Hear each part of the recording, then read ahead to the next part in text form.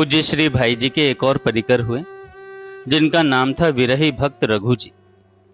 भूल से, प्रमाद से या जानबूझकर लोगों को ठगने के लिए भक्त या संत का सा वेश बनाने वाले या संतोचित वाणी बोलने वाले लोग बहुत मिलेंगे।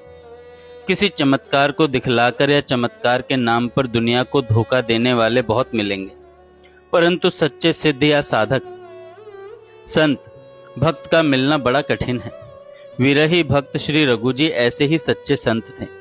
उनका संक्षिप्त परिचय इस प्रकार है। इनका नाम था श्री ठाकुरदास जी उदेशी। इनका जन्म संवत 1964 माघ मास में रानीपुर सिंध में हुआ था। इनकी जाति भाटिया थी। इनके पूर्वज 10-12 पीढ़ी पहले जैसलमेर मारवाड़ से उठकर सिंध में आ बसे थे। आपके पिता का नाम था श्री वल्लभ दास जी उदेसी, जो कराची में रहते थे। स्त्री का देहांत 25 वर्ष की उम्र में हो गया था। माता पिता के बहुत आग्रह करने पर भी आपने पुनः विवाह नहीं किया। इनकी माता का देहांत कुछ ही वर्षों पहले हुआ था। कराची में FA तक पढ़ाई करने के बाद 3 वर्ष तक बंबई में पढ़े और वहां BCom की परीक्षा देकर कराची लौट गए। बंबई में किसी महापुरुष के संग से आप श्री राम की उपासना करने लगे। उपासना की बड़ी लगन लग गई। भगवान के ध्यान और नाम स्मरण का अभ्यास उत्तरोत्तर बढ़ता गया। बोलना चालना कम हो गया।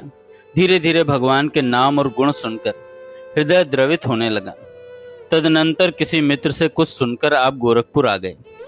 यहाँ कुछ दिन रहकर फिर कराची लौटे। पिताजी ने काम धंधे की बातचीत की, पर इनका मन दूसरी ओर जाता ही न था। इसलिए इन्होंने अखंड मौन धारण कर लिया, जो जीवन के अंत तक रहा। इसके बाद फिर गोरखपुर चले आए। यहाँ लगभग साल भर रहने के बाद हम लोगों ने आग्रह करके कराची भेज दिया, परंतु वे घर नहीं गए। कुछ दिन इधर उधर रहकर फिर गोरखपुर लौट आए। यहाँ से बीच में कुछ दिनों के लिए क्रमशः अयोध्या, चित्रकूट और प्रयाग गए थे। फिर अंत तक यहीं रहे। वैष्णव शास्त्रों में वर्णित विरह की 10 दशाओं में से बहुत सी इनमें प्रत्यक्ष देखी जाती थी। चिंता, जागरण, उद्वेग, कृष्णता, मलिनता, प्रलाप, उन्माद, व्याधि, मोह और मृत्यु, ये विरह की 10 दशाएं हैं। ये जब विषय वासना से प्रेरित लौकिक पांच भौतिक किसी पुतले के लिए होती हैं, तब इनका स्वरूप तामसी होता है और फल दुख होता है। परंतु ये ही जब सच्चिदानंद घन अचिंत्य अनंत सौंदर्य माधुर्य निधि भगवान के लिए होती हैं, तब ये मोक्ष पद को तुच्छ कर देती हैं। और सत्वगुण तो निरंतर ऐसे विरही की सेवा किया करता है। विरह की 10 दशाओं की भांति ही प्रेम के 8 लक्षण माने गए हैं। स्तंभ, कंप, स्वेद, अश्रु, स्वरभंग, वैवर्ण्य, पुलक और प्रलय। इन 8 लक्षणों का भी प्रादुर्भाव रघु बाबा जी में था। आंसू तो उनके नेत्र से सूखते ही नहीं थे। उनको किसी समय 20-20 घंटे तक भगवान के लिए रोते देखा है। वे सदा भावावेश की सी अवस्था में रहते थे। सत्संग की बात सुनते थे, परंतु अन्य कोई भी चर्चा पास बैठे हुए भी वे नहीं सुनते थे। वे किसी अन्य ही राज्य में विचरण करते थे। श्री रघु जी गीता वाटिका में रहते तो थे, परंतु पूज्य भाई जी ने कभी भी कोई नियम अथवा कोई मर्यादा उन पर थोपी नहीं। पूज्य भाई जी का स्वभाव था साधन भजन करने वाले साधक को पूरी स्वतंत्रता देना। इतना ही नहीं, पूर्ण रूप से सहयोग करना। श्री रघु जी श्री राम चतुष्टय के चित्रात्मक श्री विग्रह की उपासना किया करते थे। उनकी ठाकुर सेवा के लिए पूज्य भाई जी ने निर्देश दे रखा था कि उन्हें जब जो आवश्यकता हो तदनुसार वस्तु उनके पास पहुंचा देनी चाहिए। एक बार ठाकुर सेवा के लिए श्री रघु जी के पास ऐसे केले पहुंच गए जो कुछ अधिक पक गए थे।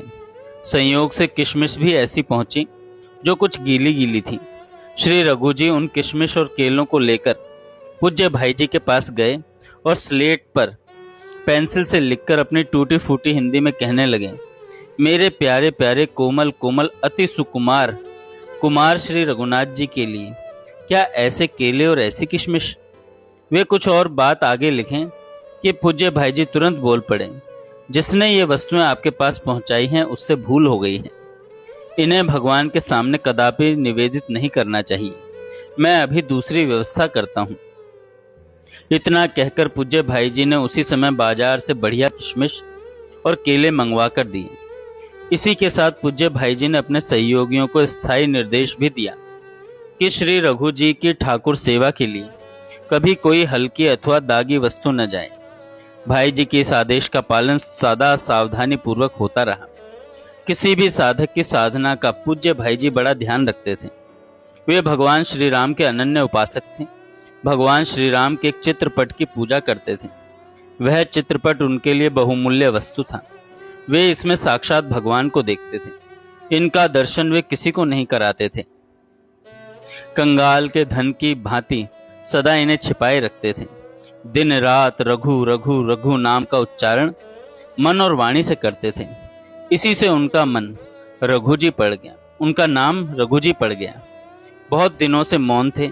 एक बार इतना बोले थे बस, तेरी मैं तो प्रेम दीवानी, मेरो दर्द न जाने कोई। रामनवमी का उत्सव मनाया, एकादशी का निर्जल व्रत किया, रात को नियम अनुसार स्वाध्याय करते रहे।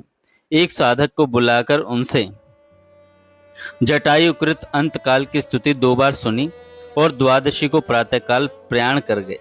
शरीर त्यागने के पहले दिन तक उन्होंने स्वयं कुएं से जल निकालकर अपनी नित्य क्रिया की। न किसी से सेवा करवाई, न प्रणाम कराया। बड़े ही छिपे और सच्चे भक्त थे। जय श्री राधे।